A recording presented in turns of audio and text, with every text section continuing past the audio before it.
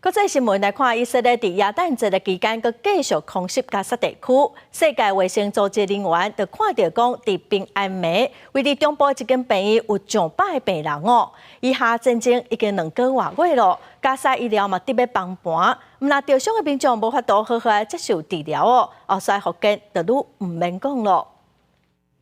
住伫加沙中部的难民营22岁大学生纳巴辛，脚目伫11月13日空袭当中严重受伤，出现败血症。为保命，已接受医生建议，即起倒边脚头骨以下15公分的部位，手术结束到即马，医护即来看过几啊摆空喙。该同款无法度接受透线治疗的这段骹手的伤患占大部分，连囡仔也无例外。未了医疗福建甲生活中间要安怎做，无人知影。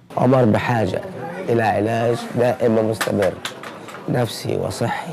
以下战事继续2个月过，加沙伤患人数超过54000多人。这段骹手加入当地病院普遍的治疗对象，这内底有未少的妇人甲囡仔。目前无法度确认详细人数，毋过敢若是中部艾格萨病院有几啊十个这段骹手的病人。世界卫生组织 WHO 人员去加沙病院，看到平安暝迄一暗的空袭了后，艾格萨病院一声进入上百个重度伤者，医疗现场拢是血者。WHO 人员也发现，加沙医护人员严重欠缺，血管外科的医生尤其是欠人，加上开刀房甲药物无够用，致使原本无少这段骹手的伤患为避免严重感染死亡，只好认命放弃骹手，也造成加沙的这段骹手的病人人数一下增加真多。 Across Gaza at the moment, health capacity is at about 20% of what it was 80 or so days ago.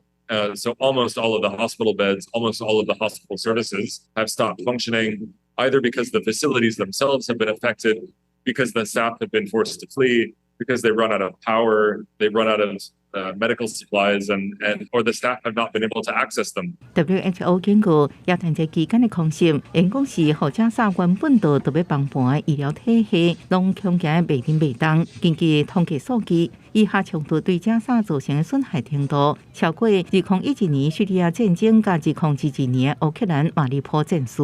公视新闻张淑芬报道。